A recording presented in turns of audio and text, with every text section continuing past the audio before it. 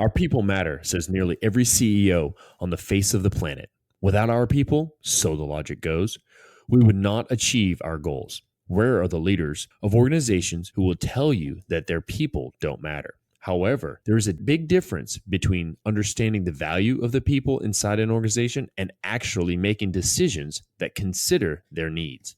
It's like saying, my kids are my priority, but always putting work first.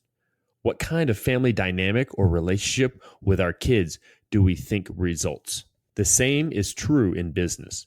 When we say our people matter, but we don't actually care for them, it can shatter trust and create a culture of paranoia, cynicism, and self-interest.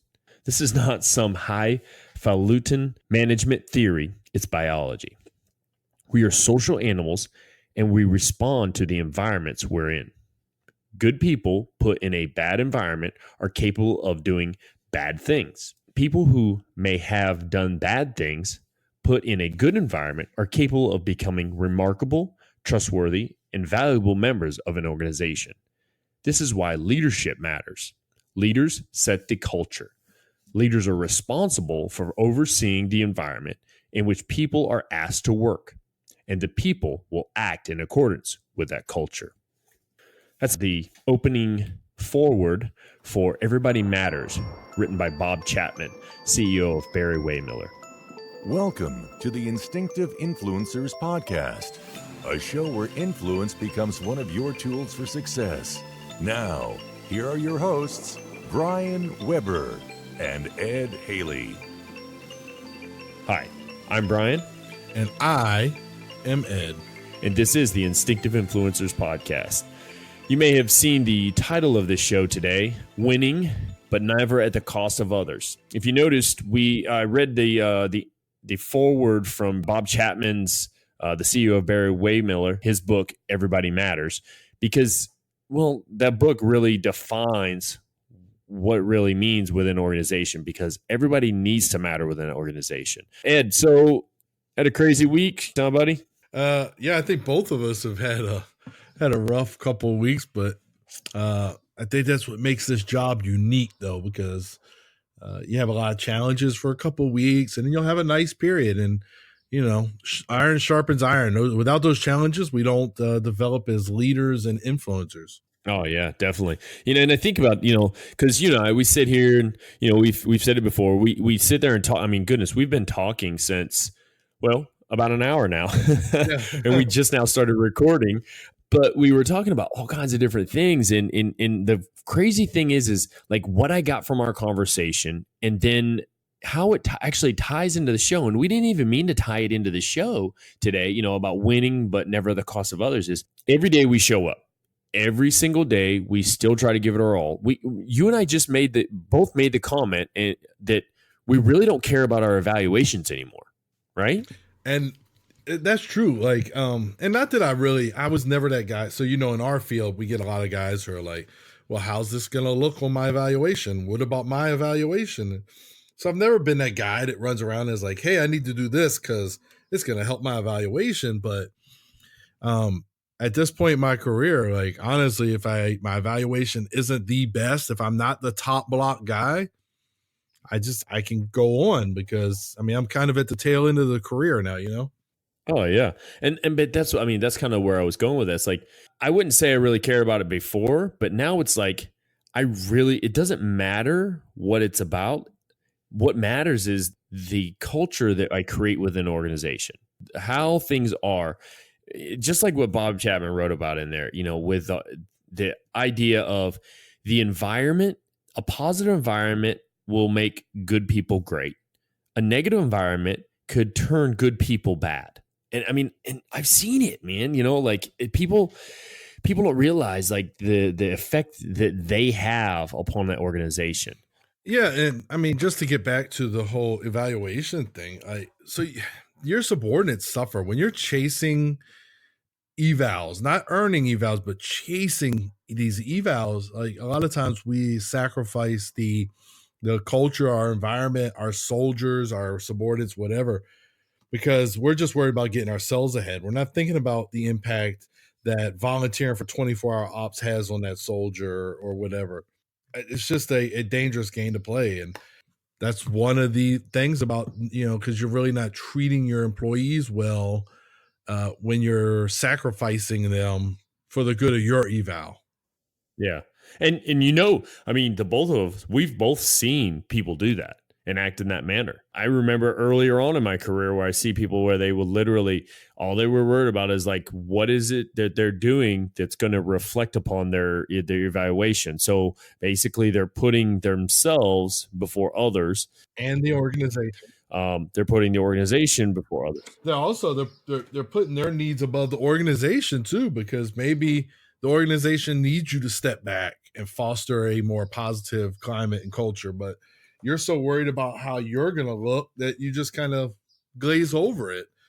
So my favorite person is the people that get their eval and think that they should be better than they are, and they get really upset about it. Those are my favorite people, especially when I've wrote the eval and I can support what I wrote. So what bothers me too is they actually believe people like in that manner. And no matter in we're talking military wise, but there's those in the civilian sector too. They actually believe that they are winning in life and they're winning at whatever it is they're trying to do career wise or just goal wise when they put themselves first and not others before themselves. They are or they sacrifice others for their personal gain. It baffles me at times how someone could literally throw another person under the so-called bus to allow themselves to become better. I don't see where that is at all becoming better. Do you? I don't. I've never understood just so when I went to one of the schools, one of the levels of schools that we have to go to, there's a lot of competition for being the distinguished honor grad, the top person. If you get in trouble, you're disqualified. Right. And literally a guy who's sitting number 2 for this award sees another guy come in late from a break and the instructor doesn't catch on to it. And that guy went and made sure the instructor knew so that the other guy would get counseled and thus remove him from the possibility of honors. Like, that's why? I don't understand. What does that do? That really hurts the climate. And then when the class sees it, right? So we're in a classroom environment, our impression of you is hurt now. And one day I'm going to work with you somewhere down the line because it's a small army. And that's what I know about you, is that you were very snaky about how you become the distinguished honor grad. That right there, that makes me think back at something we talked about before. You mentioned about the common enemy. I think there are 2 types of common enemies. There's the positive common enemy who creates positivity by making themselves the bad guy in that manner, like your former first sergeant, who's now a sergeant major, where he basically made himself the common enemy that everyone wanted to beat, but out of a positive climate. Right. Versus the guy like that you just mentioned, who is a negative common enemy, and he literally just put a target on his back. Yeah. For the entire class. Yeah, absolutely. I just got angry thinking about that, by the way. I was not the other guy at that point, but because it's just snaky. I don't like snake type people like that. Exactly. And the funny thing is like you still have a negative thought about like that person, and it goes back. I mean, how many years does that go back, Ed? About 9. 9, yeah. Like, you're not holding a grudge, it doesn't seem like, but it still makes you mad about it.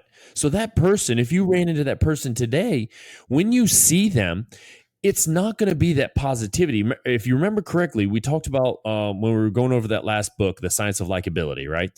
And with that, how you create the positive image every time somebody sees you. So you talk about something positive that happened to them, and then every time you see them, you kind of bring it up and it creates that positivity image. Well, this guy basically did that to your group.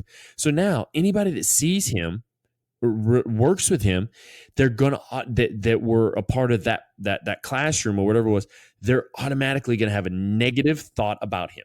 He's already got that predisposition of he's a bad person. He shows up to a unit, right? Let's say, and I don't know. He's what? Do you think he's E78 by now? I know what he is, but yeah, we'll just go Let's go E7. Okay, let's just say he's an E7, right? He shows up to a unit where there's at least one more person that was in that class. He shows up to that unit, automatically, you watch. You would see whoever that one person is, he'd probably tell his battle buddies, the other E7s in there, hey man, watch your back for that guy. 100%. He will throw you on a bus. I watch him do it at a school. So boom, already done. Now, we could put this in civilian context, right? You work at a company, somebody throws somebody else under the bus to get ahead at that organization. Maybe they're a manager, maybe they run a small section, whatever. And then you happen to quit that job or you move on to another job at another organization. Will just happen to be that guy shows up to the same place. Now, is it the right thing to do? No, it's not the right thing to do to say, hey, watch out for that guy, because maybe he changed. You don't know, right? But inside of you, you're seeing that same negative person as before.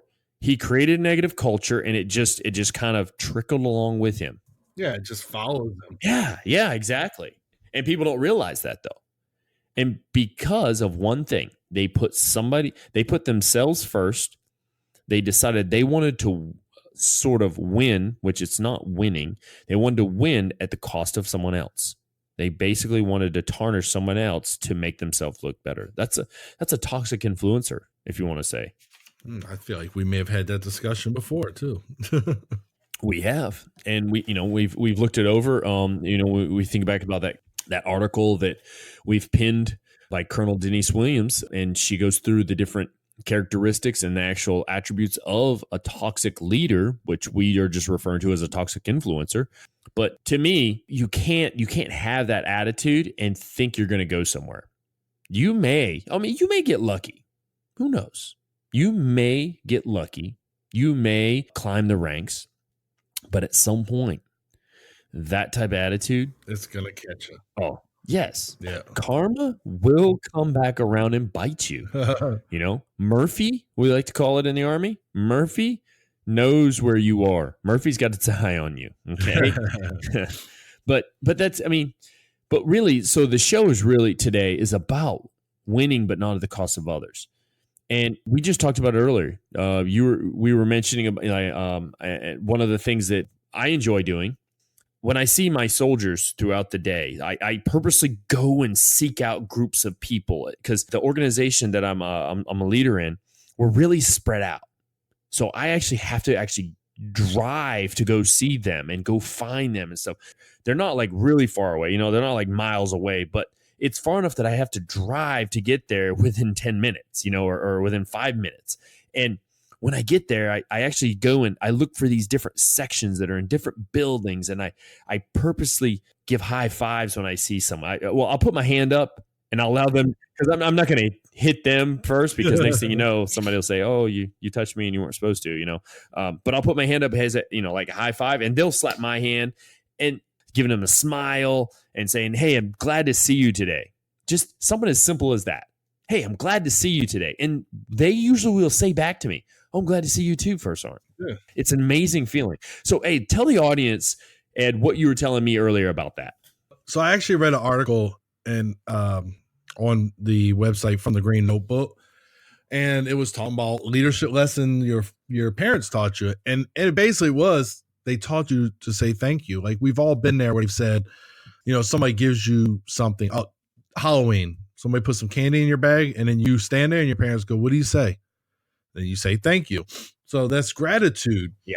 And so I started doing an experiment. I was just curious because we all, people do something for us. Cashier makes change. They hand us the change. We go, hey, thanks. So I started making sure I make eye contact and watch them as I say a little more of a, hey, thank you very much. Or they'll say, hey, have a good day. Yeah, you have a good day too. Thank you for your help.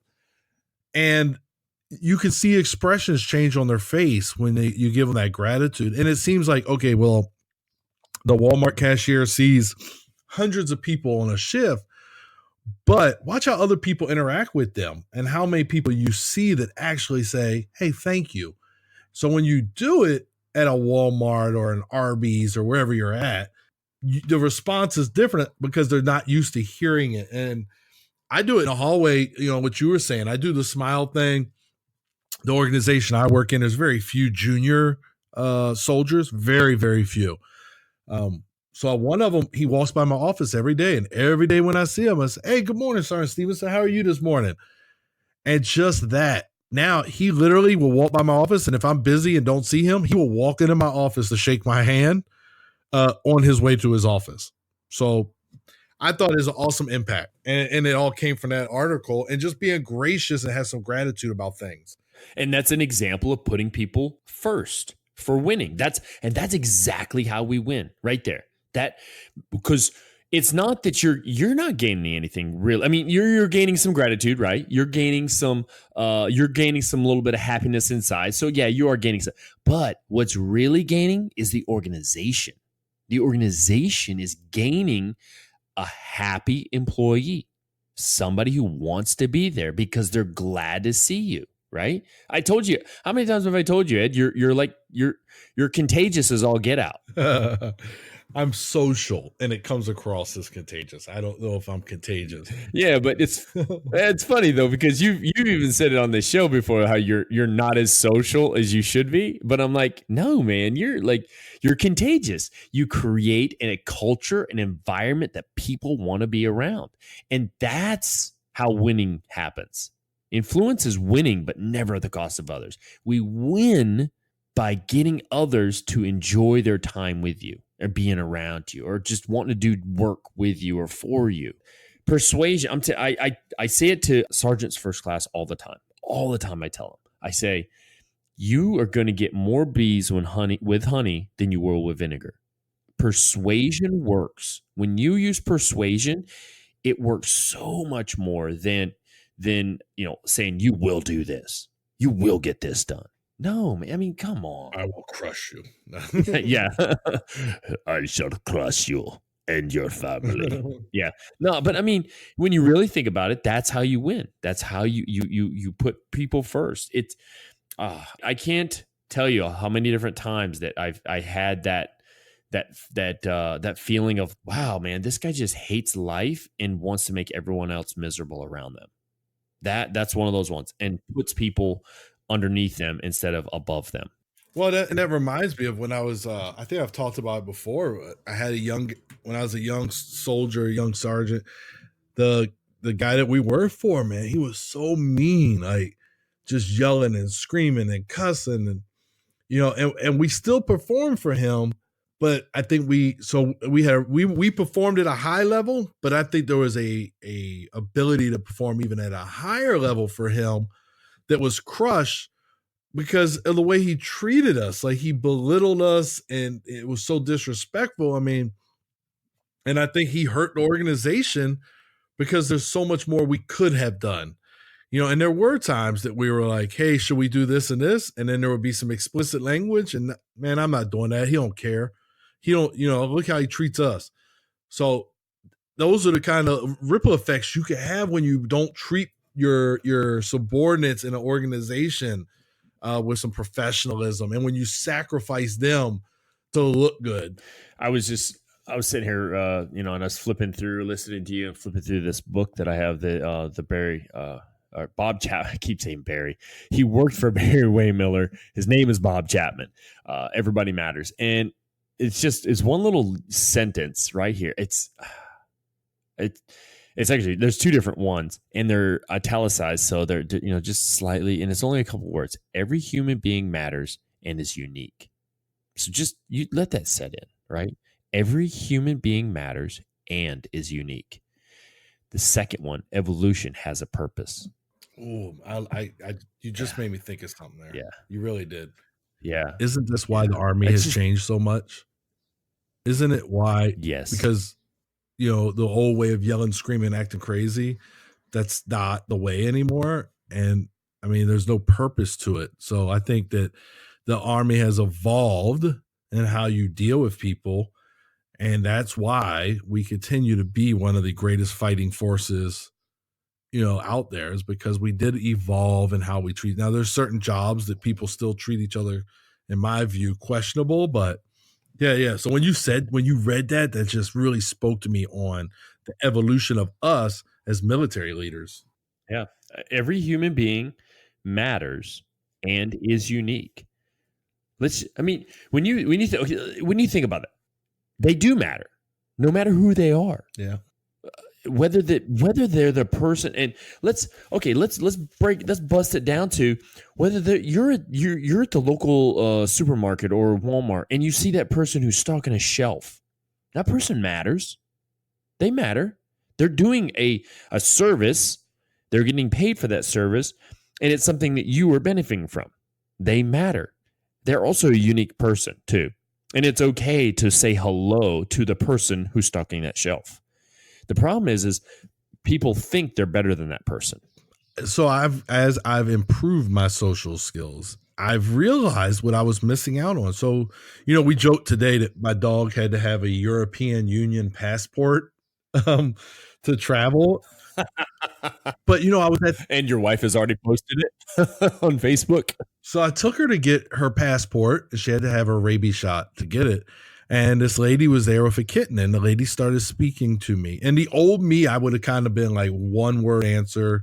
Oh, okay. But instead, I engaged with her and had a discussion, and it was good. It felt good to just have a discussion. She shared her pet stories. She could obviously see how cute my pet was. I shared my pet stories, but it's just that social engagement that I was appreciative of, because her story matters. Her story, she wanted to share that her cat is like 3 months old and it's already broken its elbow in 3 places and had a pin put in and all this other stuff. That matters to her, right? So when she's telling it to me, it's like she's telling me something that's important to her, to this person she just met. And I think that whole social interaction, so it's still out there. Social media hasn't killed it completely. She probably posted it on Facebook too, but either way, yeah, no, I just think that it's important to understand it. What people say matter, and people matter, whether it's the stocker, which I also did for Walmart, by the way, stock shelves. Yeah. Or it's the cashier. I hate to see somebody be disrespectful to the cashier at a restaurant or something. Mm-hmm. It drives me nuts, especially if it's something like they really don't deserve that. Like now, if the waitress or waiter is rude and then the person's rude back, I'm not 100% against that, because somebody else started that. But some people are rude just to be rude, and I can't stand it. It drives me crazy to be in line and somebody being snippy with the person at the grocery store. Yeah, exactly. They matter. They matter. Yeah, they do. And the thing is, I can't remember why I saw this. I keep thinking it was a Tom Hardy thing, like it had a picture of Tom Hardy and supposedly he said it. It's those memes you always see on Facebook. And I was kind of hoping it was him, because I'm actually doing a Facebook search right now as I talk to you. I don't know if it was him or if it was one that was done by Simon Sinek or somebody else. I don't know who it was. Anyways, what I'm getting at is, knowing you, it was Simon Sinek. Probably. Getting at, you can tell. Oh, here it is right here. I was raised to treat the janitor with the same respect as the CEO, Tom Hardy. Tom Hardy said, I was raised to treat the janitor with the same respect as the CEO. It's insane how people will act as if they're so much better than that person. Let me tell you what, if that person didn't show up or no one ever did that job, can you imagine what that place would look like? Somebody's going to have to do the cleaning up. What about their backstory? What's the backstory of that janitor? Yeah. That janitor is a Vietnam vet who has a prosthetic leg that they gave for the, in defense of their country. But we don't, but they're just a janitor, right? Yeah. We don't know the backstory of people. Yeah. Or they can't possibly work a real physical manual labor job, or maybe they're just so tired of life and everything that's been thrown at them that they just want to do something that seems to be a little bit more relaxed in a manner, whatever it is. Because I can tell you right now, janitor work can be tough. It can be tough as all get out, right? So let's think about what you and I are going to go through here eventually. We're going to retire and be janitors, but what if you do want to be? What if Brian says, you know what? I'm tired of the hustle and bustle of the military. I don't need to work because my retirement, my disability and stuff will cover me, but I just want something just to have some time. Maybe that janitor just appreciates having his earphones in and being alone and getting his work done. Yeah. And getting paid so for we don't know their backstory. Yeah. Yeah. And meanwhile, the Army or the Marines or whoever he served with, let's say he's like us and he's a retiree. Meanwhile, he's already making $70,000 a year without this job. This is his hobby at this point. You know what I mean? Like, so we don't know that guy's story. That's why I say it's so important to understand that they matter. People matter. Well, and that's the thing. You just said you kind of hit upon exactly where I was going with it. Is they probably didn't have to have that job, or they didn't need that. They did it because they feel like they need to work. They feel like they need to do something that's productive, even though they're already getting paid for retiring and giving, their life already, to, because I mean, I'm telling you, you talk with, and we're big veteran advocates. We're huge advocates for it. And it's not to take away from anybody else who, if you didn't serve in the military, we understand. We completely understand. You've served something. You've done something. If you're listening to this show, you're a productive person. That's the way I see it.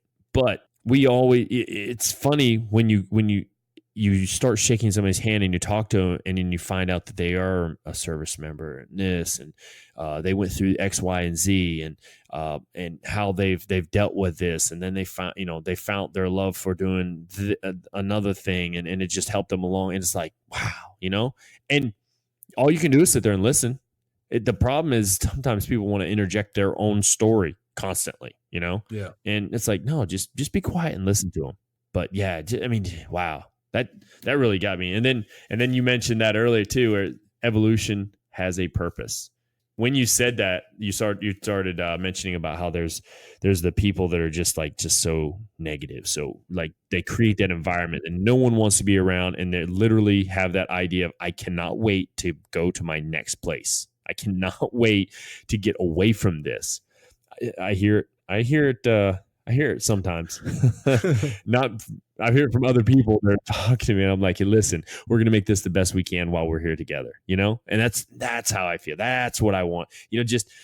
I wanted my goal, because earlier we mentioned we care nothing about our evaluations anymore.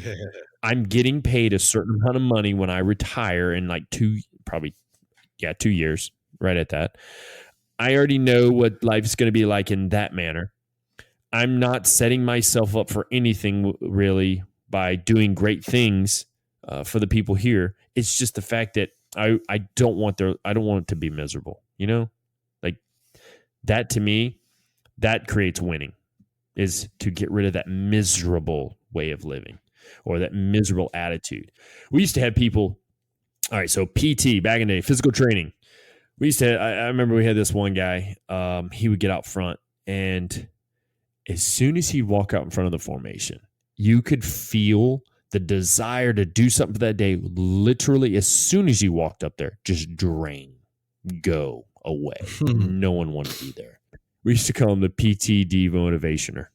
And everything he did made no sense. He would just make you work out to work out, and there was no goal involved. There was no overall plan. It just felt like he was just there to try to make you miserably filled with pain. Literally didn't even feel like you achieved anything. You're like, wow, this guy sucks, And I would argue that that's an ego-driven thing. So basically what he's trying to do is, hey, look at me, look what I can do, and why can't y'all keep up with me? Those are usually those type of people that, at least that's what I associate with the demotivator. I don't know if it was this guy because we weren't in the organization together, but yeah, generally that's what that guy is. Look at me, look how fit I am. Why can't you do it? Yeah, it's funny you say that, man, because now that I'm thinking about it, yeah, he was like that, period. He was, I can't, I don't want to say the name or anything, but I'm just like, oh man, that guy, he really made it miserable for us. And I will tell you this, I felt like he was one of those types of people that he was trying to win at the cost of others. I had to pay for a part. I paid for a part that came up missing. It was $1,000. I had to pay out of my pocket because it just came up missing. Oof. And I was a guy in charge. I'm not, and he. This is the words he said to me. He said, "Oh, that other guy, he was in charge where you weren't here, so we should charge him instead." I looked at him. I said, "Are you kidding me? Are you kidding me right now? Like and I was very frank with him. Like there's so many times I should have got in trouble for talking the way I did to him. I was very frank with him, and I said, you know, the things he's going through in life right now. So this particular person that he was trying to get me to charge for that $1,000 part. And I was like, how? Why would you make him, who's going through all this pain and suffering right now in his personal life, that you would want to increase that by doing that to him? I said, no, I'll pay for it. I'll pay for it because I was the guy in charge. I'm the one who's going to pay for it. And you know, it's funny. He didn't even offer to help. That was the other thing that bothered me. Like he didn't even offer to help. Now there was an officer that was and he was a good officer. He's retired now, good guy. He looked at me about a day or two later, and he said, "Hey, Sergeant Weber, I want to help you pay for that." I said, "No, sir, I got this. This is not your doing. I don't blame you at all for any of this." But now that you say that, man, like that guy was that way. Wow. Yeah. And then I also have found throughout my career, 9 times out of 10, those guys who are like physical training, they couldn't lead 2 soldiers down the street. Generally, I'm not saying all, but I've experienced a lot of that. That type of person though it wasn't about trying to, you know how you and I, we go to the gym and we're trying to create progress, right? We look at doing certain exercises for that day for a progress to create a certain muscle, you know, strengthen this particular muscle and that. And you know what I mean? Like we cycle, right? We cycle, one, because we enjoy it, but 2, it also, we know, you and I both notice our cardio has gotten better. So it's a goal. And then there's also the competition parts of it, you know. Like this is the type of person who would just do things, and he would just do a lot of it to show that he could do a lot of it.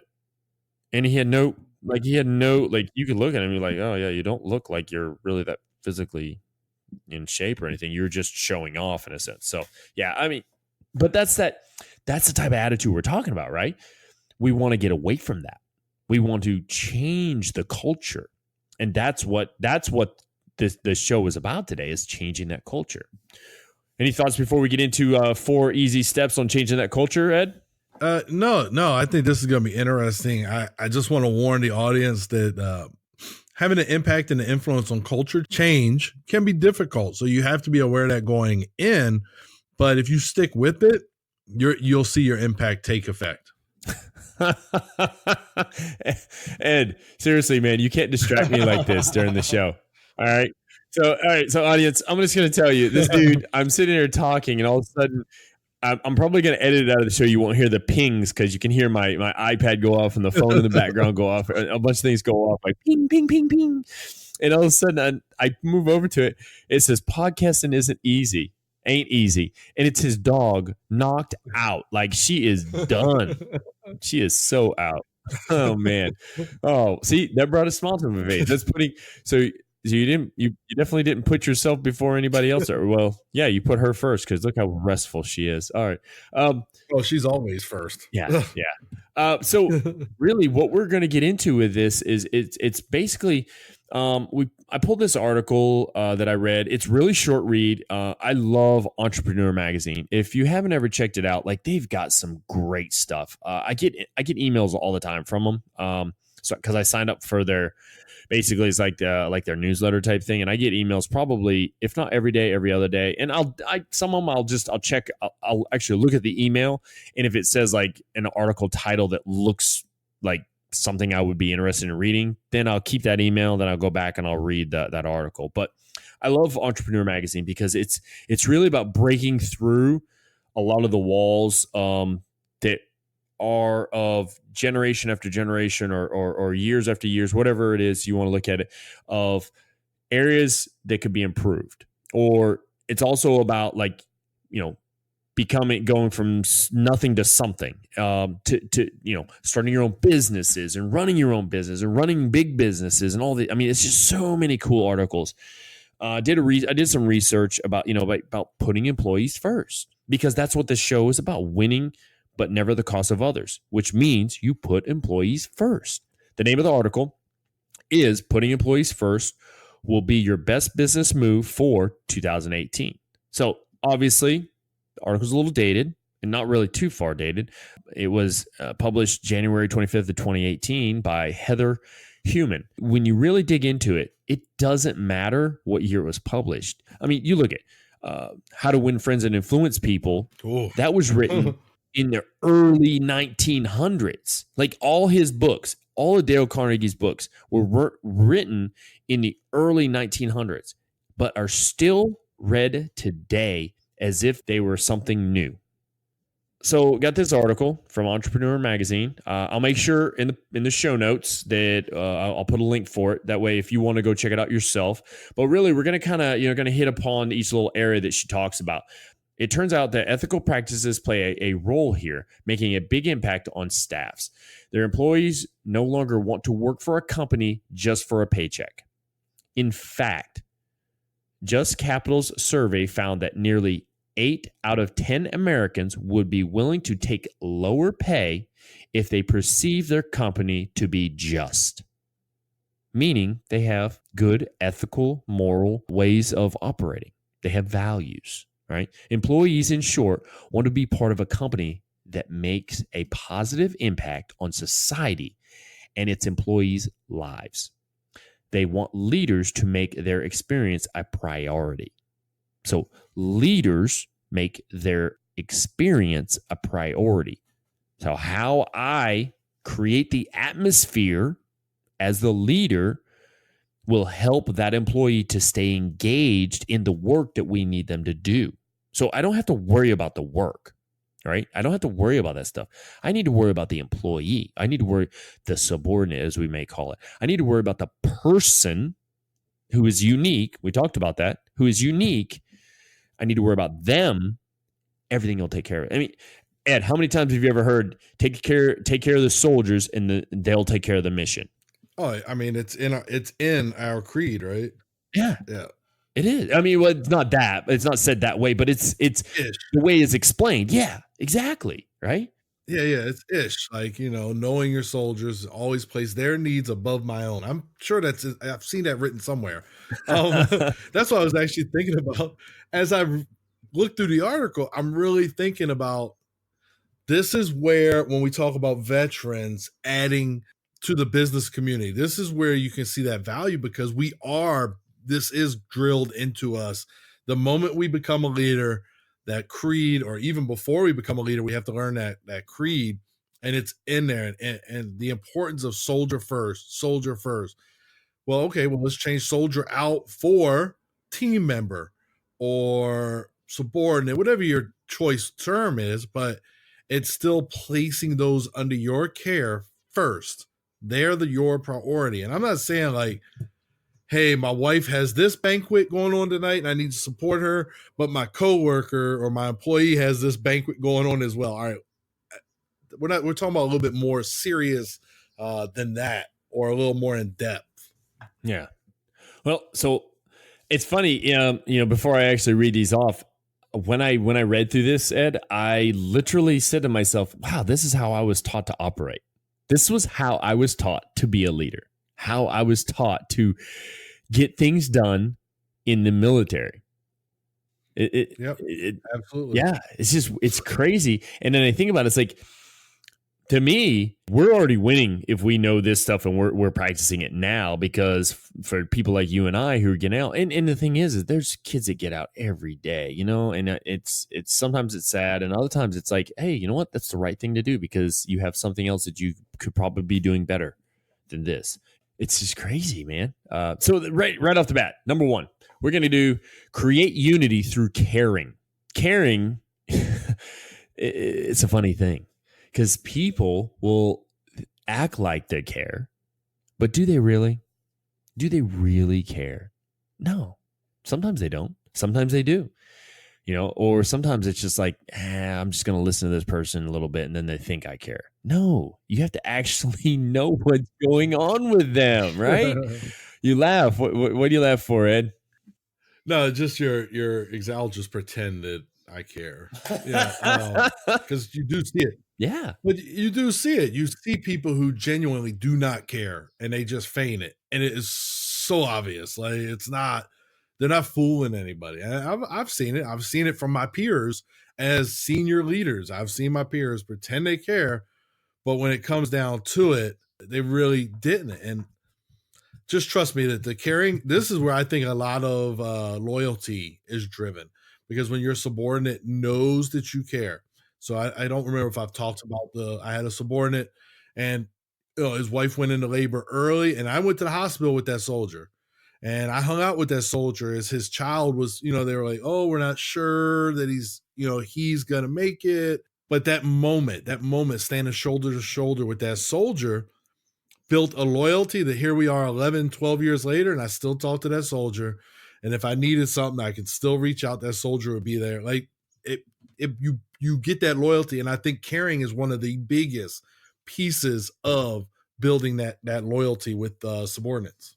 Absolutely. Let me go straight to this article here. Many employers strive for a positive workplace culture, but with a unified team. But turning this dream into reality is a tough endeavor. People don't naturally unify. They must be led to do so. Dave Ramsey, the CEO of Ramsey Solution, Nashville, Tennessee-based financial consulting company, said via email, "Get your team to buy into a cause greater than their motives. Care for your people to the point where they're willing to give up personal glory or gain for the good of each other and the good of the cause. This kind of culture of caring," as Ramsey put it, "is more than intuitive. It's an action that leaders need to practice. It's a consistent way of treating the people on your team," Ramsey said. "People yearn for acceptance, approval, appreciation, attention, and affection. Every company can creatively find a way to offer these things as part of their everyday operation." All right, so let's look at that. It's all A words too. I'm like, wow, A. Acceptance, approval, appreciation, attention, and affection. You can literally do all of those things in one action. You can do those things in one action. One of the easiest things to do is just smiling at somebody and say, "Hey, how are you today?" Because you're pulling something from them. You could also let them know that you're happy to see them today. You use those things at all much, Ed? Acceptance, approval, appreciation, attention, and affection? Well, you do, and you do it instinctively. You don't even have to I don't have to think, do I accept this? Do I approve? What really stood out for this piece that you read, Brian, is care for your people to the point where they are willing to give up personal glory or gain for the good of each other and the good of the cause. And this, my friend, reminds me of Coach Phil Jackson, Coach Pat Riley, Coach Dean Smith in college basketball. These guys, at some point they asked these guys to give up what you can do on your own and let us build this team and move forward to championships. And maybe that guy in New England, I'm not going to give him that kind of glory, but that's I love saying it. Know your role and do your job. But that's what it's basically saying, though. Like these guys, especially college, I already know this college team I already know North Carolina has a stud, and he's going to be their go-to guy. Well, I could be a go-to guy, but I'd rather go to North Carolina and play for Coach Williams or Coach Smith or whoever it is and be a part of something bigger, because I can go to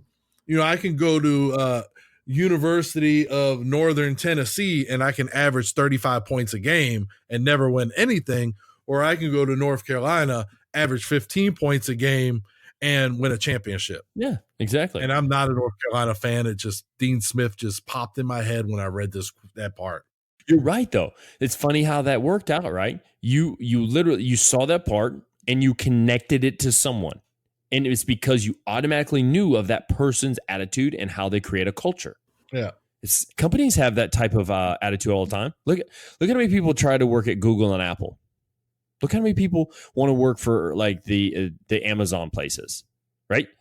Now, I guess some of those places they've had their hiccups and they've had their issues here and there. But you look at the number who want to work for them then versus those who don't. There's a reason why. Yeah, when you get in those big companies like that, like you're sure to have some hiccups. There's gonna be something, everything's not gonna be smooth sailing all the time, but No, yeah, no, not every manager or leader within those organizations are the best, the cream of the crop type people, right? They're not. They just happen to get by. They probably used some people without somebody knowing or something, and they worked their way up. But there's a reason why that culture is created, because there's acceptance, there's approval, there's appreciation, there's attention, there's affection. I mean, just telling somebody you're happy to see them today, that's a form of, that's accepting them. That's approval of them.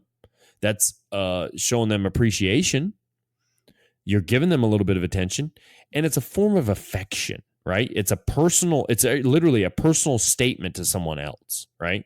Now, if you're somebody who doesn't know how to be personable, because there are people like, hey, how are you today?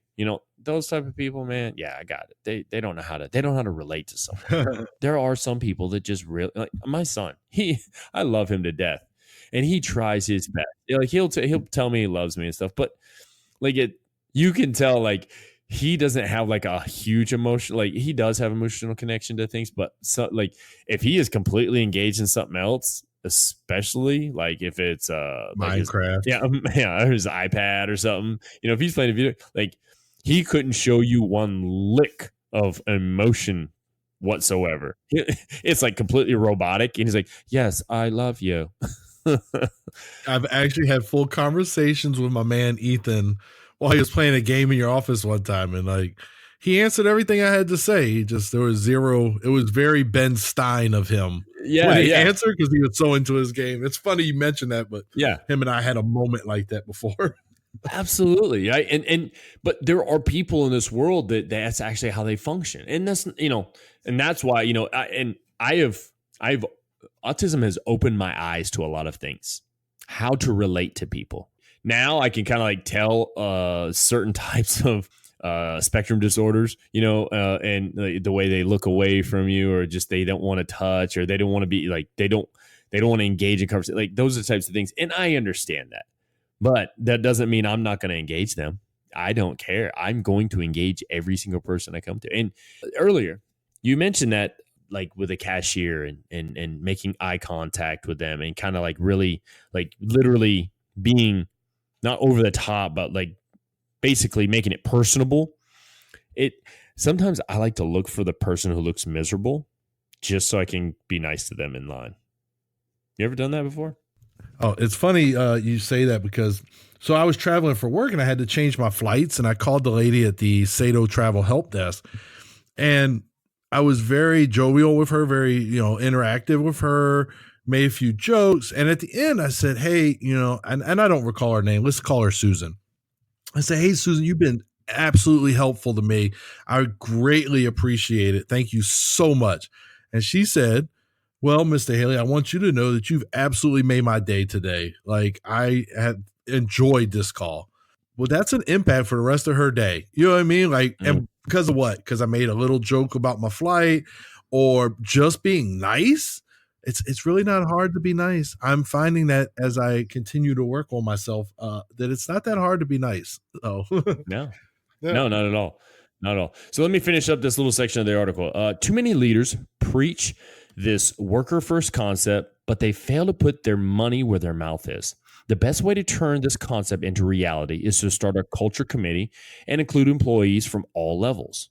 Your culture committee can plan culture building activities, establish policies, and hold everyone accountable to the company's core values. The committee can help leaders align their daily practices with the larger vision of the company and the spirit of their company's culture. So what you're doing is you're basically getting people from all different areas and I hate to and I've always hated this, calling it different levels, because the newest person in, they might not be paid this, the same amount as the person who's been here forever. So it's different pay levels or whatever. It's the same thing as like, I don't like to call it lower enlisted. I just like to call it the junior enlisted, right? Because no one's lower than I.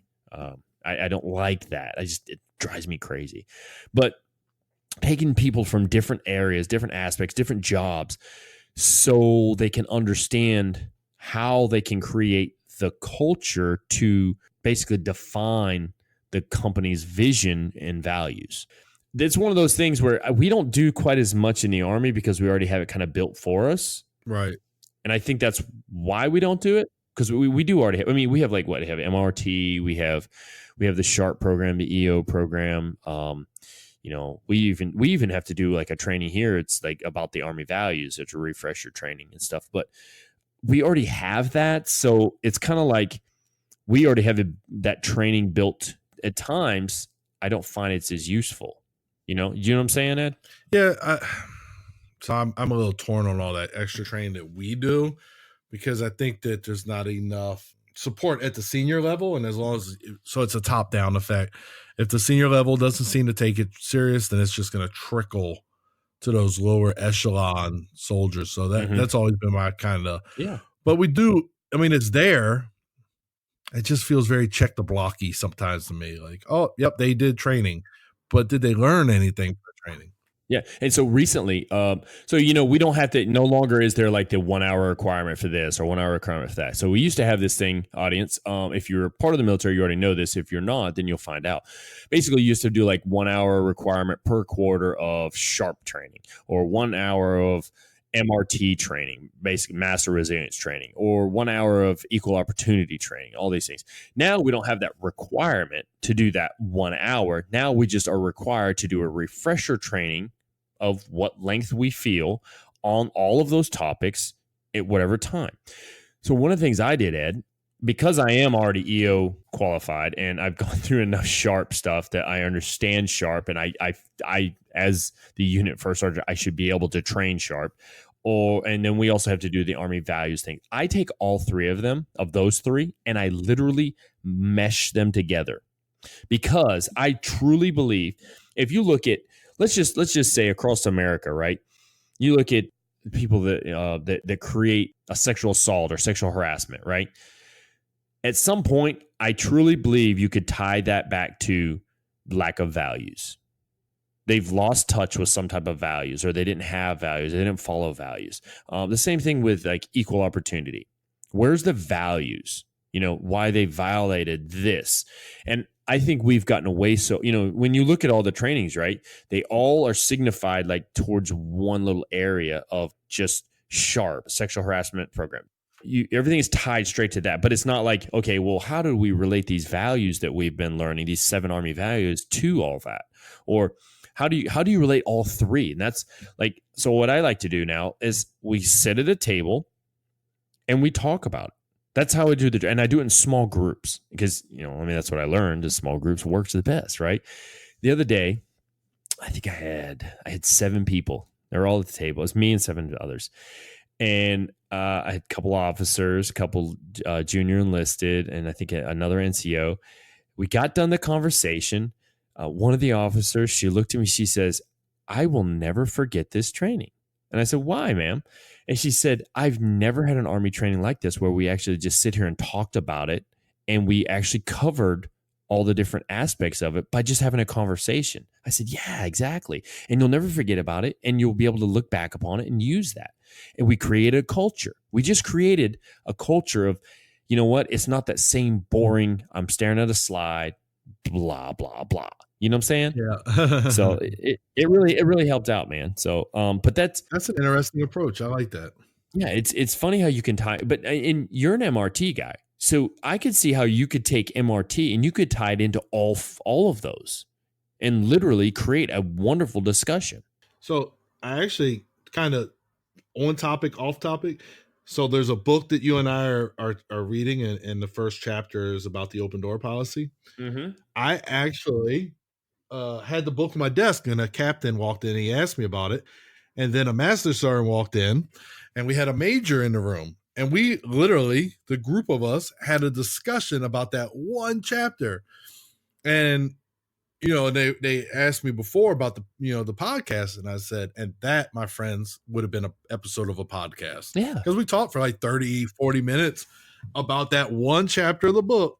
But as a discussion, it's so much more. It gets you more involved, and it gets a lot more buy-in. But Yeah, so I can see how that would work in training. I kind of like the idea, honestly, that in large organizations you'd have to be creative, but Yeah. But if you think about it, man, right there, that falls in line with this whole where I read earlier about creating a little culture committee. You literally had a small culture committee right there. You had a group of influencers who could take something from that talk and they can go out and spread the message in their own little sections, right? And that's how you create that company culture of a positive environment that winning is never at the cost of others. Right. So let's move on to the next area. Goodness, I didn't realize how long we've been talking already. All right. Number 2 is fuel employee growth for the long term. This one, I really enjoyed this part of it. All right. So company growth doesn't happen without employee growth. Strong leaders know to push their teams beyond their self-limiting boundaries. Groove is a San Francisco-based sales engagement platform. According to CEO Chris Rothstein, it's committed to helping employees develop to reach their own professional goals, even if that means those employees will eventually leave the company. By offering benefits like education reimbursement and one-on-one feedback meetings with employees, leaders have seen consistent staff growth. We try to put our team members into projects before they're necessarily ready, which is, in my opinion, a worthwhile risk for a company to take, Rothstein said by email. It empowers the employee to learn new things by trial and pushes them outside their comfort zone. That one right there, Ed, I really enjoy like that part. It just made me think more about like what I like to do to putting somebody in a situation where that they've never dealt with before. Like too many times we will always go to the person that we know can get it done, right? all the time. We see it 100 times. Oh yeah, give it to such and such because they know how to do it. Why don't you grab that person who you don't think knows how to do it and you want to grow them? Put them in that situation. Obviously, you have to be selective sometimes because in a sense, sometimes competence can get in the way of being successful too. You don't want to set somebody up for failure completely. But if somebody is showing that they have the competence to be able to complete a task, why not give it to them and then let them run with it? Let them grow from it. It's mind-boggling, you know? What do you got, brother? Yeah, it is. And then, so, there's a flip side though. Competence can also be bad for you to be competent. So I'm going to tell you at work where I am, at some point in the process, it becomes a subordinate unit's, area of responsibility, or there's tasks that they should be planned by somebody else. But a couple of the guys that I work for are so competent that they've become the subject matter experts or schmees on stuff that's not really what they're supposed to be doing. And the problem is, to get to their end state, they want to understand everything. Well, they begin to get so competent and understand everything so well that other people are calling them and asking them questions, which then ties up their whole day. So competence can actually being a competent person can also be a bad thing because you got to be able to push back and say, okay, got it, but this isn't what I need. And you can push them to who they're supposed to go to. Mm-hmm. And then if that person doesn't understand, then you can say, hey, let me explain it to you and make that person more competent. That's what I would recommend. Easier said than done, though, because time hacks and not wanting to fail, and there's other things involved. But I'm going to tell you, I watch these guys run around like chickens with their head cut off because they've got their hands in so many cookie jars as far as knowledge that they become schmees on everything. Yep, and they are run ragged. Guaranteed. Yep. They're burnt out. They're ready to go. Yeah. Eventually, if you keep running your star horse, eventually that star horse is going to break down. You can't just keep relying on the same horse. Yep, exactly. And that really, so that's where that falls into, fuel. You're not only are you fueling the employee growth for long term, but at the same time, you're kind of just saving that superstar a little bit so they're not doing too much. And there are those who they just keep pulling it onto themselves. You see it all the time. Like, I can handle it. Let me do that too. Okay. Sooner or later, you're going to start dropping things and things are going to go to the back burner and then missions are going to fail. And this, no matter what type of, I like to call them tasks, missions, things like that. And I guess in the civilian today may not call it that, but that when you give somebody a task, allow them to run with that. Give it to a junior person, somebody who's inexperienced, has just enough experience to get their foot in the door of it, and then allow them to kind of explore it and learn to do it. Now, obviously, you mentioned time hacks. Well, yeah, that can be a problem. Well, nothing's better than being under a stressful situation and learning something new. I mean, I've done it before, and you're like, oh my goodness, I got to do all this in this much time. I guess you better learn how to prioritize, huh? Or you may want to learn time management or talent management or all these different things. And you'd be shocked how well that they'll perform, not only on that task, but on the next task and the next task and the next. It's amazing watching people grow. So here at the bottom of that section of the article, she writes, help your employees create detailed action plans for their near and distant future. Take an interest in employees' objectives and hold them accountable for learning new skills that will help them build the career they want. Literally, you're asking them, what are your long-term and short-term goals? Where do you want to go? And then hold them to it. It's their goal. Why would they resent you from you holding them to their goal? Instead, people ask what it is, and they'll never again touch it. And it's like, what? What are you talking about? Right? You ever seen that? Yeah. And then, so the other thing, I mean, it doesn't say for me to dictate to them what their goal is. So there's a buy-in when we come down to something together. We do this in counseling in the military. If we come to a joint agreement, right, it's your goal, but you agree to it. So you can't be like, well, it's too difficult, but you agree to it. Like, and I'm actually trying to work on this goal thing myself right now. And a tool that I would recommend is the 100-Day Goal Journal. And it's actually by John Lee Dumas. And you could, I don't know how financing works in companies and things like that. It's been a long time since I've been in the civilian sector, but what if you provided something like that to your team? It was like, hey, I want you to come up with a goal for 100 days out. And then it gives them a tool to use to build towards that goal. Maybe that's something you can plan into the budget, and it could help develop your employees for the long term because you're making people who can set goals and they see the roadmap to get there. So I'm thinking long term by doing something like that. Yeah, exactly. I'll make sure listeners, I'll go ahead and if you're thinking about using that same thing that Ed has been currently using, I'll make sure I put that in the show notes. I'll put a link to it like through Amazon or whatever. And hopefully, I think is it on Amazon? Yeah, it's on Amazon. The 100-Day Goal Journal by John Lee Dumas.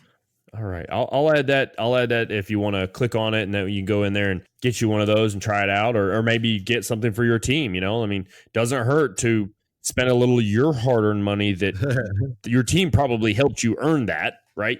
And spend some of that money towards them and give them something, in return, and you'd be surprised sometimes, like, how things turn out. we just had to change a command, and my commander who was here, I mean, I enjoyed it talking to him, and he's, generally he was a really good person who wanted to do right by others. And guess what book I bought him, Ed? The 3 Meter Zone? No, not that one. It's another book that we both have. Extreme Ownership? No, the other one. Dichotomy of Leadership. Absolutely, brother. Yeah, got him to He said, thanks for the book. And I said, oh, have you started reading it yet? And he said, no, not yet. I was like, oh, okay. And I gave him like a brief synopsis of how the book's broken down. And I thought, okay, yeah, you're going to like this, man. Wait till you start reading it. You probably won't put it down. So really good book. Love that book. All right. So we talked about those first two areas. Let's get into the third area. The third area is put people before profits. I mean, this really, to me, that's the whole show in a sense, because you're putting people before everything else. Employees working in customer-facing positions are the front line for the company. They represent the organization and its values and mission. And this means they're bound to encounter an unruly customer or client. For example, an account representative at Pluralsight, a Farmington, Utah-based technology learning platform, several years ago faced verbal abuse from one of Pluralsight's biggest customers. Patel, who has since left Pluralsight, was then vice president of creative content there, recalled finding out that this customer was breaking one of the company's core values. I fired him as a customer. All right, let me stop right there. He said, I fired him as a customer. Interesting.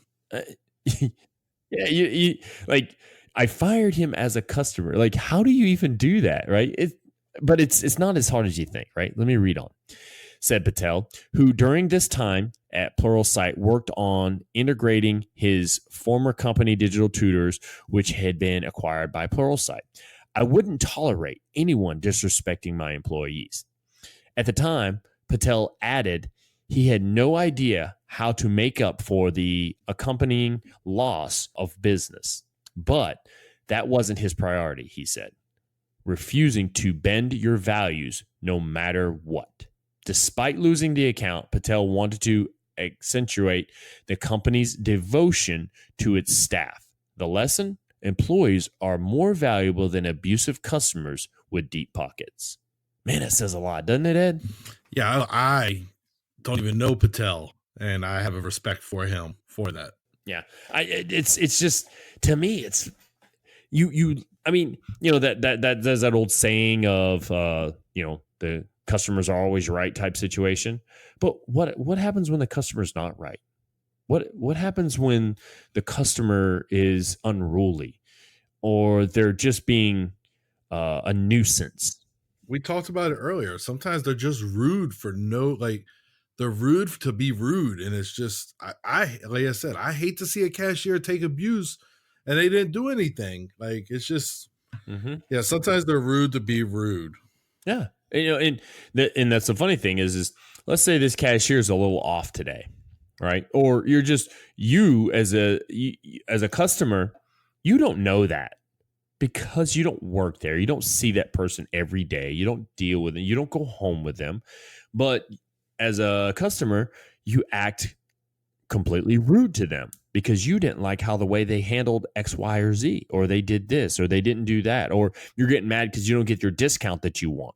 Right? You're being entitled. Oh, that word, entitled. Oh, gets me every time. Oh man, me and my wife, we had quite the conversation about it being entitled, and it was she was spot on with what she had to say. But with that, you don't know, and you're treating them as if though they are a doormat that you're just walking upon. Right? I would love one time to just go to Walmart and see some of the Walmartians who are rude as all get out, who are entitled to everything. Yeah. To watch those individuals get told, can you please leave the store and stop treating our employees like that? I'm telling you, man, that would be the day. That would be amazing. I challenge the Walmart crew to do such a thing. I got a good example of not handling this correctly. So I was at a restaurant in Savannah, Georgia, and what happened was the restaurant had recently been sold, right? But in the deal, the old owners were told you can still come here and eat for free. Not a big deal. Okay, that's good. Like, they had owned the restaurant for a while. Well, what was happening is these former owners were coming in and they were treating the staff like garbage, to the point where my waitress didn't come out with my dessert, right? So she doesn't come out, and I'm like, what's going on? I asked the other guy, who I didn't know at the time, he's the shift manager. They had been so rude to her that she had went to the bathroom to cry, and the shift manager had told her to take a few moments to gather herself. Excellent response, by the way, by the shift manager. But somebody should have said something to them. And he said that it had been going on for ever since they sold the place, like months earlier. They would come in and they want VIP treatment, and everything revolved around them. So, I got it. You had a deal, but at some point somebody needs to say, well, you're not going to treat the staff like this. And it's just uncalled for to make somebody go cry. You're not even the owner anymore. So I just think that's an example of somebody not handling. Now, I have been at Walmart and I've seen customers speak to other customers who are being rude. I've seen that. It's not that hard to be nice. I mean, Doesn't Patrick Swayze say it the best in Roadhouse? Be nice. I'll tell you when not to be nice. Roadhouse. Roadhouse. Yeah, it's funny, you know. My wife, she watches a lot of movies that are, you know, kind of geared towards more the feminine side in a sense. Have you ever seen Devil Wears Prada? I have not. You have not. All right. So I challenge you to watch it. You probably only get through part Absolutely of it. not. I'll sit there and watch things with my wife. You know what I mean? Just because if she wants to watch it, I'll do it. Anyway, so in that movie. Yes, we watch Marvel marathons, but go ahead. Well, you know, we do too, but you know, it's like give and take, right? So in that movie, the main actress, there's Anne Hathaway, and she's basically an aide to this mogul fashion designer, and I think it's Meryl Streep. I want to say, is it Meryl Streep? I don't know. No, it might not be Meryl Streep. I can't remember. Anyways, the fashion lady, she's like a total you know what to everyone. I mean, are you kidding me? Like, she walks all over people. And Anne Hathaway is one of those people who just gets walked all over. And she starts changing a little bit like her too, right? Well, towards the end, there's this cutthroat part, right? Like, basically the fashion lady, she's cutting people's throats and doing X, Y, and Z so she can stay in her current position she doesn't get let go of. And really, she does it because she enjoys the attention that she gets and how she's made feel important. But all I can think about is how sad is that? Like, did you have to be that way to someone just so you can still have that feeling? At some point, just like I said earlier, at some point, you're not going to have that anymore. You're not going to have that. And now you're going to be lonely and empty and completely worthless to anyone else, you know? Yeah, no, I think I've seen my wife watch that movie. I haven't seen that movie, but yeah, oh, dude, just watch it. Devil Wears Prada. It's kind of funny in parts, but I question. I don't know. I think it was Meryl Streep. I can't remember. Anyways, I question her. Like, my whole time, all I can think is like, I feel bad for her because she thinks she has to be this way, and you know, she's just I mean, man, I don't know how many times I've seen it and my wife watch it, and I'll be like, I just want to smack her. I feel like I've heard somewhere before too, something about treating others the way you want to be treated or something. That's called I think I've heard that. Called the golden rule, my friend. Treat others the way you want to be treated. Yeah. All right. So I think that's in a really old book or something. It's a great book. Probably one of the best. All right. To demonstrate this rule and what we mean by put people before profits, to demonstrate this rule at your company, share your commitment to your company's values by starting a values in action recognition program. Every week, publicly praise employees who exhibit and practice company values. Oh, man. That's like groundbreaking, isn't it? Publicly praise. What? I thought it was praise in private. Maybe not. I might have that wrong. No, but absolutely not. You publicly praise. Yeah. Why do we have award ceremonies in the military? To give them credit. We're publicly praising. Yeah, we're publicly praising people. I told my NCOs at a recent non-commissioned officer professional development that I did actually last month. I called it P4.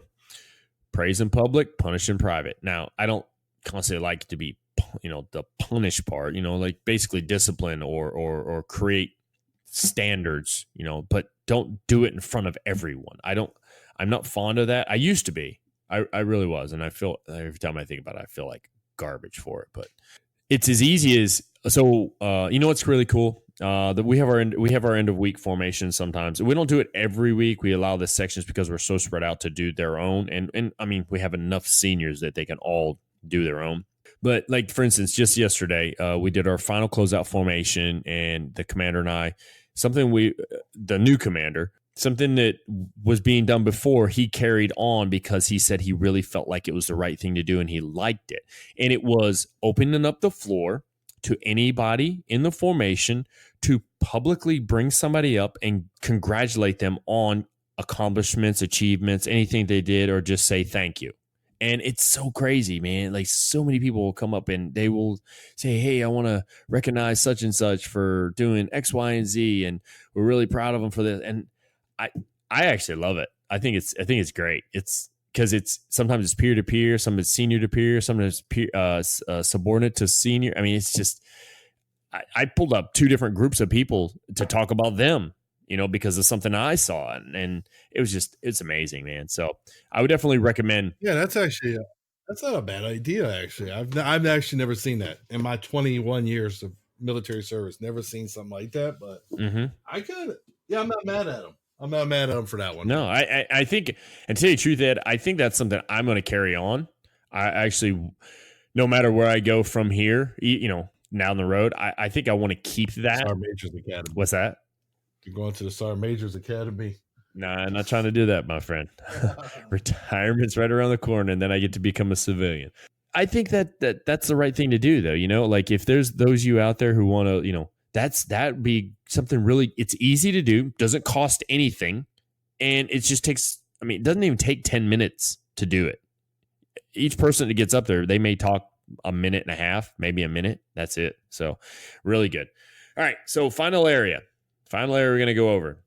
It's number 4, infuse wellness into the workday. Leaders cannot have a worker first mentality unless they are concerned with all aspects of that worker. This includes health. One of our principles is prioritizing personal wellness. Carrie Allison Welco, Managing Director of Human Resources and Operations at Aculize Consulting, a Virginia-based professional services company, said via email, "We infuse the theme of wellness into our culture year-round. In this context, the company hosts several wellness-themed events. These include activities like annual professional goal setting, interactive seminars focused on daily well-being, and a team-building retreat.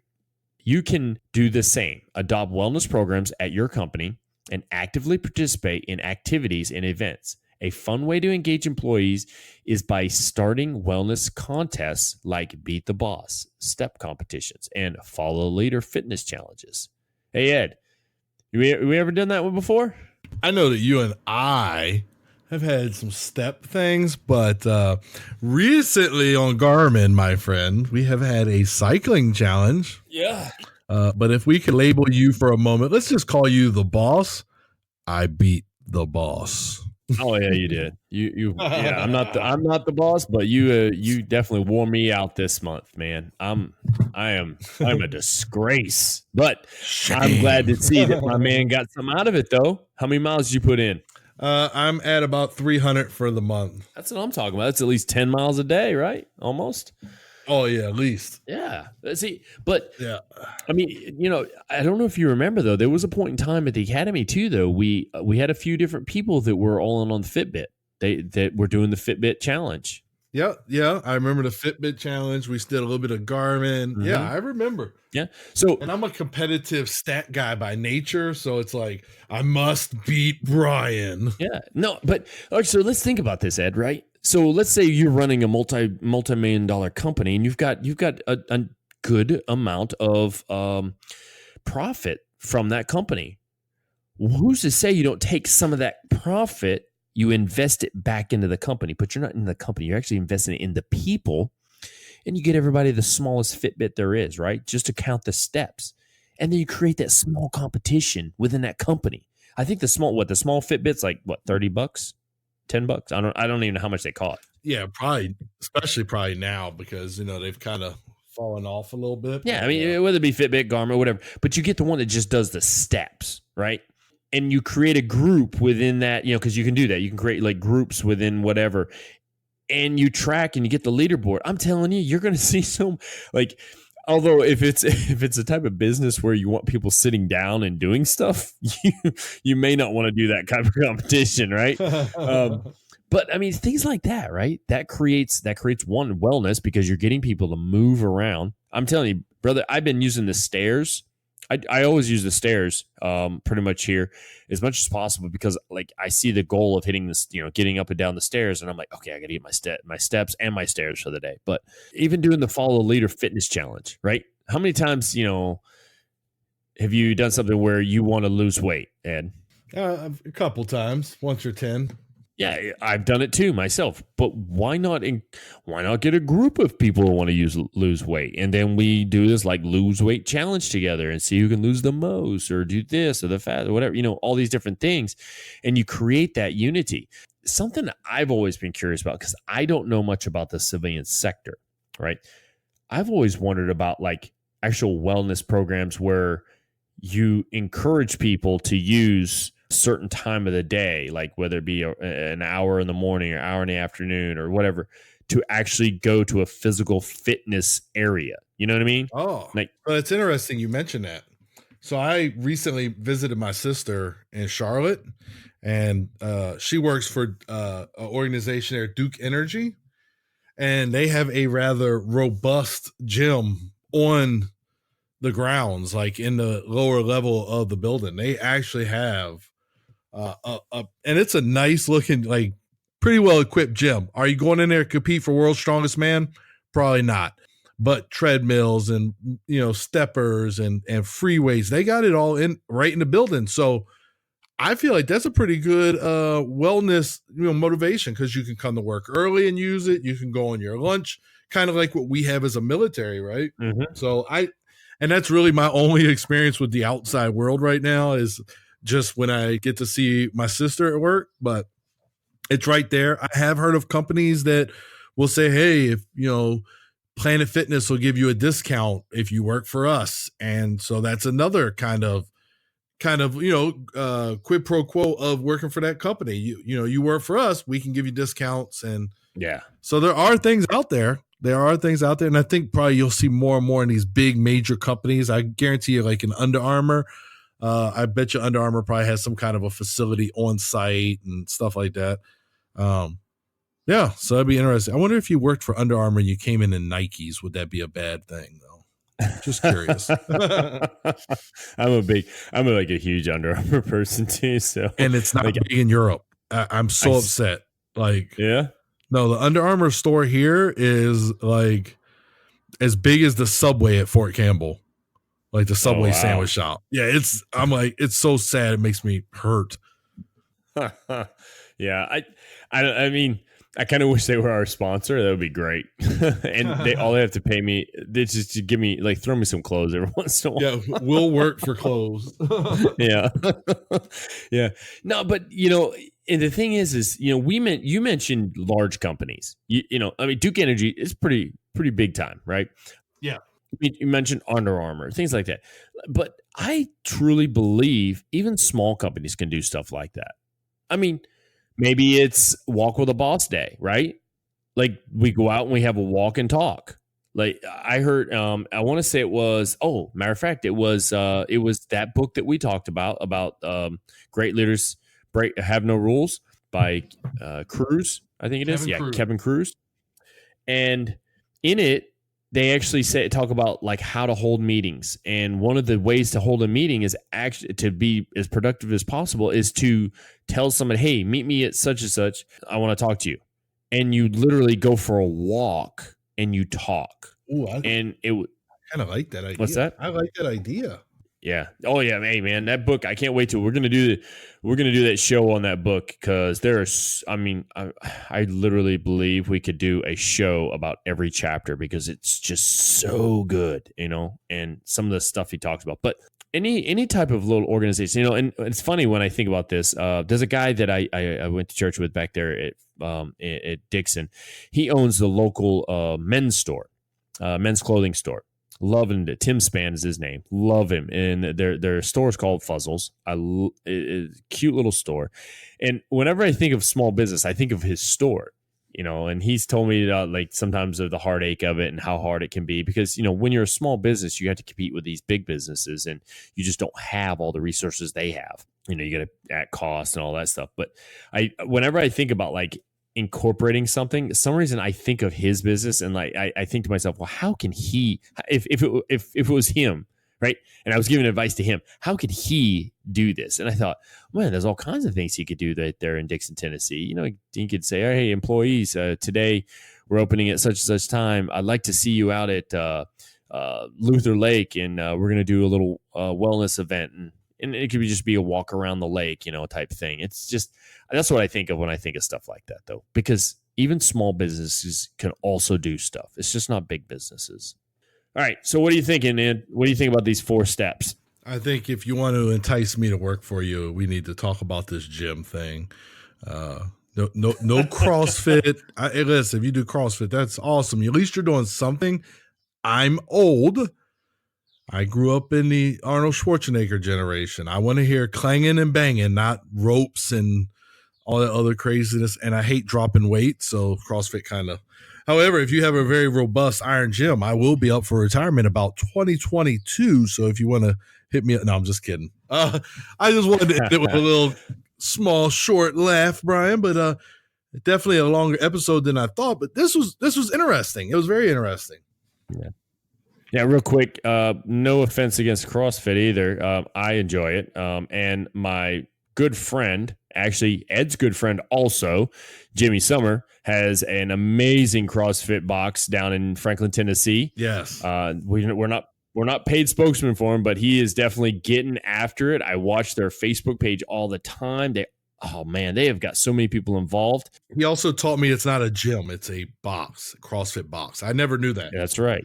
What it is it's about just getting out there and getting active, right? That's something. Yeah. Exactly. You're doing something. It doesn't matter. You're just doing something. Now, I like the mixture of the two. I like to do, matter of fact, just this morning, I went to the gym and I did the clanging and banging stuff. And then I went upstairs to the CrossFit area and I did some other stuff to kind of loosen the joints. Now, I'm not a spring chicken. So it's not like I can, do all the stuff there. There's just some of those moves that I don't want to do. I don't like doing kip. I'm not a big kip up person. And those freaking rings, I have a hard time with that. I'm not very good at it. So anyway, with that, I would definitely say that we kind of hit the head on the nail, or as others might call it, the nail on the head, talking about influence is winning, but never at the cost of others. And the easiest way to do this is constantly put others before yourself. As soon as you're thinking in your mind of, oh, that'll help me, get rid of me. That will help them, or that will help him, or that will help her, or that'll help that person. That's what you have to think about. What do you think, Ed? Yeah, I agree with you completely. That me thing, me. There's no me. Yeah, you can make the word me out of team, but team is what drives your success as a influencer and a leader. The performance of those under you is a reflection of who you are as a leader. And I think that's very important to remember. Man, that was well put. The performance of those who work with you or for you will reflect who you are. Yeah. And that's what it's all about. Take care of the soldier, take care of the employee, and they will take care of the mission. They will take care of the task. They will take care of the job. Just try it. If you've never done it before, just try it and watch and see. I'm telling you, it works. I know it for a fact. Now, I don't have statistics, but I know it works because I've done it myself. And you would be shocked. So you have experience. Absolutely, I got experience. You have experience. And I got statistics are important, but I really think experience is a better measure of its effectiveness than just statistics. So we have experience. We got, 40 plus years of experience. Yeah. Well, it falls back on the give method. Instinctive influencers give experience. So with that, I've got nothing else for the show today, Ed. We went about 134. We've been pulling long shows. So yeah. So think about it. Think about the things we had to say today. Let us know what your thoughts are. Why don't you tell us the task for today's episode? The task for today's episode is, what are the things that make you want to show back up to your job? What are or your work? Like, what is it there that keeps you going, that makes you want to be there? And I don't mean like, oh, well, because I get paid. No. There's you keep wanting to go because you can get paid somewhere else. Some people, that's not that easy. Well, yeah, it is. You can go somewhere else and get paid. You probably get paid more. Yeah. But what is it that's keeping you there?